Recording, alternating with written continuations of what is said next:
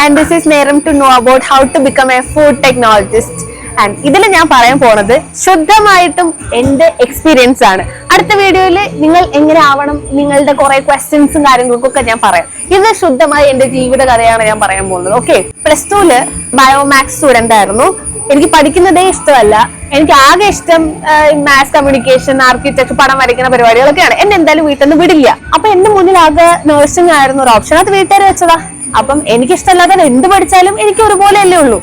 അങ്ങനെ ഇരുന്നപ്പോ ഒരു കരിയർ ഗൈഡൻസിന് പോയി. ഞാൻ പണ്ട് വീട്ടുകാര് ഇഷ്ടപ്പെട്ടെടുത്താണ് ഈ ഫുഡ് ടെക്നോളജി. അതും ഞാൻ നോക്കിയപ്പോ എന്താ, നഴ്സിംഗ് വെച്ച് നോക്കുമ്പോൾ ഫുഡ് ടെക്നോളജി ആണല്ലോ എളുപ്പം. അതുകൊണ്ട് ഞാൻ എടുത്ത ഒരു കോഴ്സാണ് ഫുഡ് ടെക്നോളജി. അപ്പൊ അവര് പറഞ്ഞ കോളേജിലാണ് ഞാൻ ചേർന്നത്. ഞാൻ പഠിച്ചത് Dhanalakshmi Srinivasan college of engineering, തൃച്ചിയിലുള്ള അണ്ണ യൂണിവേഴ്സിറ്റി ഓട്ടോണോമസ് ആയിട്ടുള്ള കോളേജിലാണ് ഞാൻ പഠിച്ചത്. അതിനെ കുറിച്ചൊക്കെ ഞാൻ വരാം. ആൻഡ് ഈ ഒരു കോഴ്സ് പഠിക്കാൻ സ്റ്റേറ്റ് പഠിക്കണം, CBSE പഠിക്കണം ഒന്നുമില്ല. എനിക്ക് തോന്നുന്നു ഏതൊരു കോഴ്സ് പഠിക്കാനും അങ്ങനെയൊക്കെ ഉണ്ടോ എന്ന് എനിക്കറിയില്ല. ഈ കോഴ്സ് കേരളത്തിൽ ഉണ്ടോ എന്നൊക്കെയുള്ള കോഴ്സുണ്ടെങ്കിൽ ഞാൻ പിന്നെ പറയും. ഇത് എന്റെ ശുദ്ധമായ എക്സ്പീരിയൻസാണ് പറയുന്നത്. അങ്ങനെ തമിഴ്നാട്ടിലേക്ക് ഞാൻ പോകുന്നു. യൂഷ്വലി കുറെ നമുക്ക് അഡ്ജസ്റ്റ് ചെയ്യാനുള്ള ബുദ്ധിമുട്ടുകൾ കാര്യങ്ങളൊക്കെ ഉണ്ട്. പക്ഷെ ഫസ്റ്റ് 2 സെം ഇപ്പൊ അക്കാഡമിക്സ് വെച്ച് പറയുകയാണെങ്കിൽ 2 സെമ്മില് 2 വർഷത്തോളം നമ്മൾ ബേസിക് എഞ്ചിനീയറിംഗിന്റെ സബ്ജക്ട്സ് തന്നെ പഠിക്കണം. മാത്സ്, ഗ്രാഫിക്സ്, അത് ഇത് തേങ്ങ മാങ്ങ അതൊക്കെ തന്നെ സെയിം, വലിയ വ്യത്യാസമൊന്നുമില്ല. ഒരു 3rd ഇയർ ഒക്കെ കയറുമ്പോഴാണ് ശരിക്കും നമ്മുടെ സബ്ജക്ട്സ് നമ്മൾ പഠിച്ചു തുടങ്ങുക. അത് കൂടുതലും ബയോളജി, കെമിസ്ട്രി ആണ് കൂടുതൽ. ഫിസിക്സ് ഒക്കെ ഇങ്ങനെ അരിവത്തിൽ കൂടെ പോകുന്ന കാര്യങ്ങൾ മാത്രമേ ഉള്ളൂ. ബട്ട് കൂടുതലും ബയോളജി ഒക്കെയാണ് പഠിക്കാൻ. എഞ്ചിനീയറിംഗിൽ വെച്ചിട്ട് ഏറ്റവും എളുപ്പമുള്ള കോഴ്സാണ് ഫുഡ് ടെക്നോളജി. ഏത് മണ്ടനും പാസ്സാകും എന്നുള്ള കംപ്ലീറ്റ് കോൺഫിഡൻസ് എനിക്കുണ്ട്. അതുകൊണ്ടാണല്ലോ ഞാൻ പാസ്സായത്. എനിക്ക് അങ്ങനെ തോന്നുന്നത്. പിന്നെ ഗോഡ് ഗ്രേസ്, കുറച്ച് ബെനിഫിറ്റ്സ് ഉണ്ട് തമിഴ്നാട്ടിൽ പോയാൽ. ഫസ്റ്റ് തിങ്, യൂണിവേഴ്സിറ്റി വളരെ എളുപ്പമാണ്. നമ്മുടെ ടീച്ചേഴ്സ് പറഞ്ഞു തരുന്ന അത്യാവശ്യം പോർഷൻസ് കവർ ചെയ്ത് കഴിഞ്ഞാൽ നമുക്ക് പാസ്സാവാൻ പറ്റും. പിന്നെ എക്സാം പേപ്പറിൽ കുറച്ച് കളർഫുൾ ആയിട്ട് എഴുതി കഴിഞ്ഞാൽ നമുക്ക് ഈസിലി അവരെ ഇംപ്രസ് ചെയ്യാം. അത് വെച്ച് നമുക്ക് ഒരു അഡീഷണൽ 2 മാർക്ക് കിട്ടുകയും ചെയ്യും. ഇതുകൊണ്ടും പിന്നെ കോവിഡ് 2 കൊല്ലം വന്ന ഓൺലൈൻ എക്സാം ആയതുകൊണ്ടുമാണ് സപ്ലികളൊന്നും ഇല്ലാതെ എനിക്ക് പാസ്സാവാൻ പറ്റിയത്. ബട്ട് എനിക്കൊരു സപ്ലി ഉണ്ടായിരുന്നു, ഫസ്റ്റ് ഇയറിൽ ഉണ്ടായിരുന്നു, കമ്പ്യൂട്ടർ സയൻസ്. പക്ഷേ അതിന് കമ്പ്യൂട്ടർ അറിയില്ല. ഞാൻ ബയോമാക്സ് സ്റ്റുഡന്റ് ആയിരുന്നു.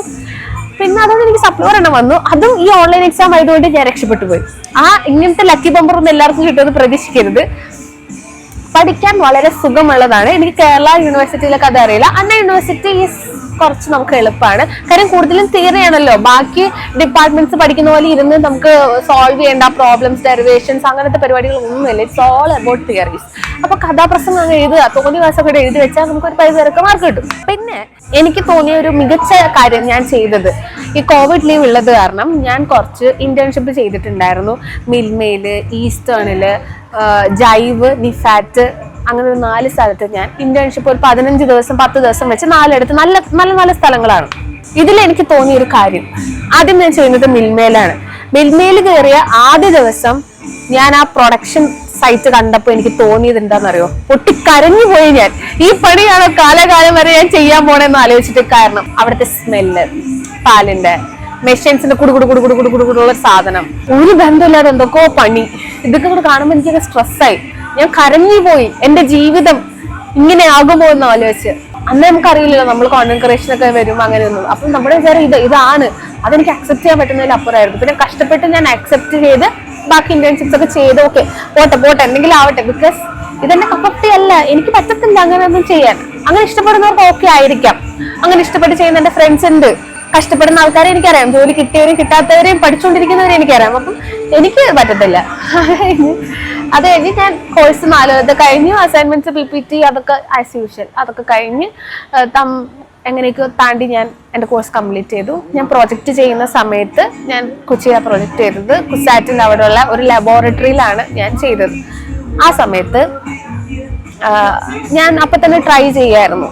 ഞാൻ എൻ്റെ ബുദ്ധി പോയത് ലിങ്ക്ഡിൻ, ഇൻഡിഡ്, ഫേസ്ബുക്ക്, വാട്സപ്പ് ഇതിലൊക്കെ ഞാൻ കുറച്ച് ആക്റ്റീവ് ആയിരുന്നു എൻ്റെ ജോബ് ഹണ്ടിങ്ങിന് വേണ്ടിയിട്ട്. അപ്പൊ ലിങ്ക്ഡിനിൽ ഒരുപാട് ഓപ്ഷൻസ് വരും, ഒരുപാട് ഗ്രൂപ്പ് ഉണ്ട്, കമ്മ്യൂണിറ്റി ഉണ്ട്. ഇതിലൊക്കെ ജോയിൻ ചെയ്യാം. ലൈക്ക് ഫുഡ് കിൻഡ അങ്ങനെയൊക്കെ പറഞ്ഞിട്ട് ഫേസ്ബുക്കിൽ ഇങ്ങനത്തെ ഗ്രൂപ്പ്സ് ഉണ്ട്. അപ്പൊ ഇതിലൊക്കെ ഹയറിങ് വരും. എനിക്ക് ഫസ്റ്റ് ജോലി കുക്ക് മെയ്ഡ് എന്ന് പറഞ്ഞിട്ടുള്ള ഒരു കമ്പനിയിലായിരുന്നു, കൊച്ചിയിലുള്ള കമ്പനിയിലാണ്. അതെനിക്ക് കിട്ടുന്നത് ഫേസ്ബുക്ക് ത്രൂ ഒരു ആഡിൽ കൂടെയാണ്. ഫേസ്ബുക്കിൽ ഒരു ഫുഡിന്റെ ഗ്രൂപ്പിൽ വന്ന ഒരു ആഡ് കണ്ടിട്ടാണ് ഞാൻ അവിടെ പോകുന്നത്. ഫസ്റ്റ് പ്രോജക്ട് കഴിഞ്ഞ് 2 ആഴ്ച കഴിഞ്ഞപ്പോൾ സംഭവം റെഡിയായി. ചെന്നു, ഇന്റർവ്യൂ അറ്റൻഡ് ചെയ്തു. അറ്റൻഡ് ചെയ്ത് എനിക്ക് കിട്ടി. ഇന്റർവ്യൂല് ഏറ്റവും കൂടുതൽ അവർക്ക് അട്രാക്റ്റീവ് ആയി തോന്നിയ കാരണം എന്നുള്ളത് ഞാൻ ഇന്റേൺഷിപ്പ് ചെയ്തു എന്നുള്ളതാണ്. അത് നല്ല കമ്പനീസിൽ, നല്ല പെർഫെക്റ്റ് 4 കമ്പനിയിൽ ഞാൻ ഇന്റേൺഷിപ്പ് ചെയ്തു. അപ്പോൾ ഇന്റേൺഷിപ്പ് ആണ് ഇതിന്റെ ഏറ്റവും വലിയ കീ. ഫ്രഷേഴ്സിന് ജോലി കിട്ടാൻ വേണ്ടിയിട്ട് നല്ല ഇന്റേൺഷിപ്സ്, നല്ല നല്ല സ്ഥലങ്ങളിൽ. ഇന്റേൺഷിപ്പിന് വേണ്ടി എങ്ങനെയെങ്കിലും പോട്ടെ എന്ന് കരുതി പൊട്ട കമ്പനിയിൽ പോയി ചെയ്താൽ നിങ്ങൾക്ക് ജോലി കിട്ടാനും അത്രയും സ്ട്രഗിൾ ആയിരിക്കും. അപ്പം ഇന്റേൺഷിപ്പ് അത്യാവശ്യം നല്ല നല്ല സ്ഥലങ്ങളിൽ മെയിലൊക്കെ അയച്ച് റെക്കമെൻഡേഷൻസ് ഒക്കെ കൊടുത്ത് കയറി പറ്റിക്കഴിഞ്ഞാൽ നിങ്ങൾക്ക് ജോലി കിട്ടും. അതാണ് എൻ്റെ അനുഭവത്തിൽ നിന്ന് എനിക്ക് മനസ്സിലായ ഒരു കാര്യം. പിന്നെ നമ്മൾ പഠിച്ച് നിൽക്കുന്ന സമയത്ത് നമുക്ക് അത്യാവശ്യം നോളജ് ഉണ്ടാവും ചോദ്യങ്ങൾ ചോദിക്കുമ്പോൾ. അതിന് അവരും അത്ര നമ്മുടെ എക്സ്പെക്ട് ചെയ്യും. ഇപ്പൊ തന്നെ ഷടപടി ആൻസർ ഒന്നും അവരും പ്രതീക്ഷിക്കില്ല. അത്യാവശ്യം പെർഫോം ചെയ്യാൻ പറ്റുമോ എന്നൊക്കെ തന്നെ നോക്കുള്ളൂ. പെർഫോം ചെയ്തു ഞാൻ തോന്നുന്നു ജോലി കിട്ടി. എന്റെ ഫസ്റ്റ് സാലറി വന്നത് എനിക്കൊരു അബൌട്ട് 20,000 ആയിരുന്നു. അത് എല്ലാവർക്കും എക്സ്പെക്ട് ചെയ്യേണ്ട 7, 10, 12, 15, 18, 20 റേഞ്ചസിലാണ് എന്റെ മറ്റു ഫ്രണ്ട്സിനും കിട്ടിയിട്ടുണ്ടായിരുന്നത്. ഞാൻ കയറുന്നത് R&D ഫുഡ് ടെക്നോളജിസ്റ്റ് ആയിട്ടാണ്.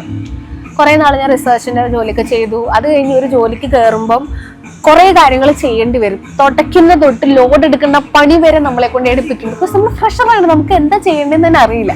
അപ്പൊ എല്ലാവരും പറയുന്ന ജോലികളൊക്കെ തന്നെ നമുക്ക് ചെയ്യേണ്ടി വരും. ഒന്നാമത്തെ കാര്യം, എനിക്ക് ജോലി ഇഷ്ടമല്ല.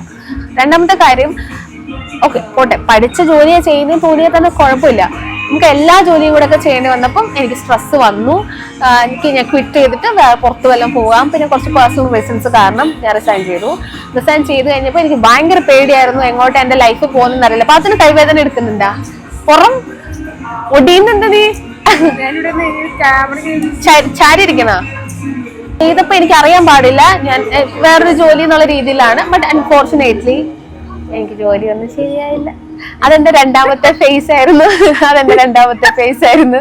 ഞാൻ പോയ കമ്പനിയിൽ എനിക്ക് നല്ലൊരു പ്ലാൻ ലിപ്പിഡ്സ് എന്ന് പറഞ്ഞൊരു കമ്പനി ഉണ്ട്. അത് വലിയ കമ്പനിയാണ്. അതിൽ 5 ഇന്റർവ്യൂ ഉണ്ടായിരുന്നു. ഈ 4 ഞാൻ ക്രാക്ക് ചെയ്തു. 6ാമത്തിൽ ഞാൻ തോറ്റു. അപ്പൊ തന്നെ എനിക്ക് മനസ്സിലായി അവിടെ എനിക്ക് പറ്റിയൊരു തെറ്റെന്ന് പറഞ്ഞാൽ, ഫസ്റ്റ് ജോലി കയറുമ്പോഴും ഇന്റേൺഷിപ്പ് ചെയ്ത പോലെ നല്ലൊരു കമ്പനിയിൽ കയറാൻ ശ്രമിക്കുക. ചെറിയ സ്റ്റാർട്ടപ്സിൽ, ഞാനൊരു സ്റ്റാർട്ടപ്പിലാണ് ജോയിൻ ചെയ്ത്. സ്റ്റാർട്ടപ്സിൽ കയറാതെ കുറച്ച് നല്ല കമ്പനീസിൽ കയറി കഴിഞ്ഞാൽ നല്ലതായിരിക്കും. അവർ ഒരിക്കലും, എനിക്ക് നല്ല നോളജ് ഉണ്ടായിരുന്നു. മുന്നേ നിന്ന് വർക്ക് ചെയ്ത കമ്പനിയിൽ എല്ലാ ജോലിയും ചെയ്തുകൊണ്ട് എനിക്ക് അത്യാവശ്യം എല്ലാ സ്ഥലത്തെയും ഐഡിയയും എക്സ്പീരിയൻസ് ഉണ്ടായിരുന്നു. പക്ഷെ അതൊന്നും അവർ കൺസിഡർ ചെയ്യില്ല. ഞാൻ നല്ല കമ്പനിയിലല്ല വർക്ക് ചെയ്ത് അവർ എക്സ്പെക്ട് ചെയ്യുന്ന കാര്യങ്ങളൊന്നും എനിക്ക് പറയാൻ പറ്റിയില്ല. സോ റിജക്റ്റ് ആയി. ഫൈനൽ റൗണ്ടിൽ റിജക്റ്റ് ആയി. പോട്ടെ, 4 റൗണ്ട് ഞാൻ പിടിച്ചെന്നല്ലോ. അപ്പൊ ഔട്ടായി. പിന്നെ ഞാൻ നിർത്തി. ഓക്കെ, എന്തായാലും എനിക്ക് ഇഷ്ടമല്ല. എനിക്കിങ്ങനെ സ്ട്രഗിൾ ചെയ്ത് ഓരോ ഇന്റർവ്യൂവിൽ പോകാൻ എനിക്ക് താല്പര്യമില്ലായിരുന്നു. സോ അങ്ങനെ ഒരു സർവൈവിങ്ങിന് വേണ്ടി ഞാൻ സ്റ്റാർട്ട് ചെയ്തതാണ് വ്ളോഗിങ്. അതിന് നല്ല പരിപാടിയാണ്. അതെനിക്ക് സന്തോഷമുണ്ട്. ആസ് യു നോ, ഞാൻ ചടപടേ എല്ലാം പറഞ്ഞ് പോകുന്നുണ്ട്. അപ്പം വ്ളോഗിങ്ങിൽ ഞാൻ ഹാപ്പിയാണ്. എനിക്ക് കണ്ടിന്യൂ ചെയ്യാൻ പറ്റുന്നുണ്ട്. അപ്പൊ ഈ ഒരു കോഴ്സ് എടുത്തതിൽ റിഗ്രറ്റ് ചെയ്യുന്നുണ്ടോ എന്ന് ചോദിച്ചാൽ ഒരു പകുതിയിൽ എനിക്ക് തോന്നുന്നുണ്ട്. ഞാൻ ചിലപ്പോൾ മീഡിയ റിലേറ്റഡ് പഠിച്ചിരുന്നെങ്കിൽ ഇപ്പോൾ ഞാൻ ചെയ്യുന്ന കാര്യങ്ങൾക്ക് എനിക്ക് ഹെൽപ്ഫുൾ ആയേനെ. മറിച്ചൊരു സ്ഥലത്ത് എനിക്ക് തോന്നുന്നുണ്ട് അത് കാരണം എനിക്ക് ഫുഡിനെ കുറിച്ച് കുറെ കാര്യങ്ങൾ കണ്ടന്റ് ആക്കാൻ സാധിക്കുന്നുണ്ട്. ഒരു പക്ഷേ ഞാൻ ഒരു ഫുഡ് എഞ്ചിനീയർ അല്ലായിരുന്നെങ്കിൽ എനിക്കത് ചെയ്യാൻ പറ്റില്ലായിരുന്നു. അപ്പം അതിൽ ഞാൻ വളരെ ഗ്രേറ്റ്ഫുൾ ആണ്. പിന്നെ ചോദിക്കുമ്പോൾ ഒരു ഡിഗ്രി പറയാനുണ്ട്. ഓക്കെ, ഫുഡ് എഞ്ചിനീയർ അല്ലെ എഞ്ചിനീയർ, അത്രേ ഉള്ളൂ. അത് ആവശ്യമാണോ എന്നൊക്കെ വെച്ചാൽ അതൊക്കെ ഓരോരുത്തരുടെ ഡിഗ്നിറ്റി അനുസരിച്ചിരിക്കും. എനിക്കത് വലിയ തോന്നാറില്ല. എനിക്ക് സന്തോഷമുള്ള കാര്യങ്ങൾ ചെയ്യുക, അത്രേ ഉള്ളൂ. അപ്പം ഇതൊക്കെയാണ് ഇതിന്റെ മോറൽ ഓഫ് ദി സ്റ്റോറി എന്ന് വെച്ചാൽ, +2 തന്നെ ഇഷ്ടമുള്ള കാര്യങ്ങൾ ചെയ്യുക. ഇല്ലെങ്കിൽ ഇഷ്ടപ്പെട്ട് പല കാര്യങ്ങളും ചെയ്യേണ്ടി വരും. അവസാനം നിങ്ങൾ തന്നെ അത് ഡ്രോപ്പ് ചെയ്യും. കാര്യം നമുക്ക് ഇഷ്ടപ്പെട്ടിട്ടല്ല ചെയ്യുന്നത്. അത് കാരണം കുറച്ച് ടൈം എടുത്താലും കുഴപ്പമില്ല. ഇഷ്ടമുള്ളത് മാത്രമേ ചെയ്യാൻ പാടുള്ളൂ. അത് പഠിക്കാനായാലും ജോലി ചെയ്യാനായാലും മുന്നോട്ടായാലും. ഇപ്പൊ ഞാൻ ഹാപ്പിയാണ്, അല്ലാന്നല്ല. പിന്നെ എല്ലാ കാര്യങ്ങളും ആക്സെപ്റ്റ് ചെയ്യുക. പിന്നെ ഫെയ്റ്റ്, തലയിൽ എഴുത്തുന്ന ഒരു സാധനം ഉണ്ട്, അതങ്ങനെ വരും. പക്ഷെ ഇതൊക്കെ കൂടെ ഒന്ന് കാൽക്കുലേറ്റ് ചെയ്തിരിക്കാൻ, ഇതാണ് എന്റെ കാര്യം എനിക്ക് പറയാനുള്ളത്. അപ്പൊ അടുത്ത വീഡിയോയിൽ നിങ്ങളുടെ കുറെ കൺസേൺസ് ഉണ്ട്. അത് പഠിക്കണം, ഇത് പഠിക്കണം, ഇങ്ങനെയാണ്, അങ്ങനെയാണ്, അതൊക്കെ ഞാൻ വേറൊരു വീഡിയോയിൽ പറഞ്ഞുതരാം. സോ ഇത്രേ ഉള്ളൂ. Thank you.